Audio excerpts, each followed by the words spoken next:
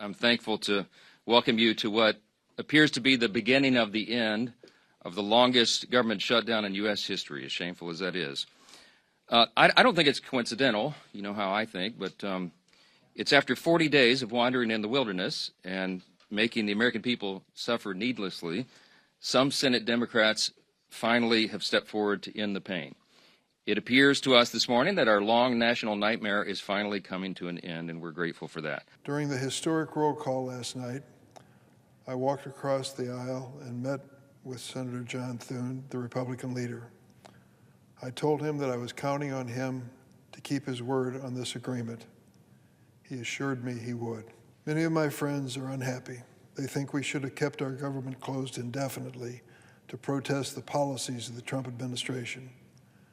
I share their opinions of this administration, but cannot accept a strategy which wages political battle at the expense of my neighbor's paycheck or the food for his children. So today marks the 41st day of a federal government shutdown, now the longest in American history. Another title that I am honored to have earned is Air Traffic Controller. With 22 years of experience at both the FAA, Tower, and en route, our thoughts remain now with all of those affected by the tragic accident of UPS 2976. This pain is felt across every air traffic control in the land. The crew, the family, and the friends of those who were lost were with you, and all of our controllers at Louisville Standiford Airport.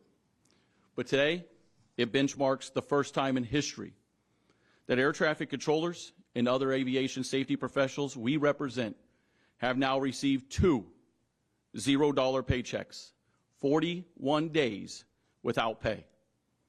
Controllers continue to show up and step up. Despite working full-time during the shutdown, and in many cases, mandatory overtime, controllers continue to show up and step up for the American flying public and for each other. Now, air traffic control is one of the most mentally demanding and high-consequence professions in the entire world. Every moment that we are at work, it requires everything we have. Focus, judgment, decisiveness, perfect decision-making, thousands of times a shift. And what hangs in the balance is our responsibility to safety in order to prevent tragedy.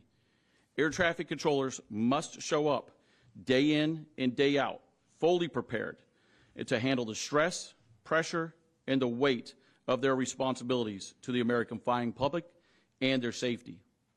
For decades, air traffic controllers have held the line through staffing shortages, outdated equipment, hiring freezes, terrorist attacks on September 11th, pandemics, and every crisis that this country has lived through. They have kept their focus, their composure, and their commitment to safety. But now, they must focus on child care instead of traffic flows, food for their families instead of runway separation. This is not politics. This is not ideology.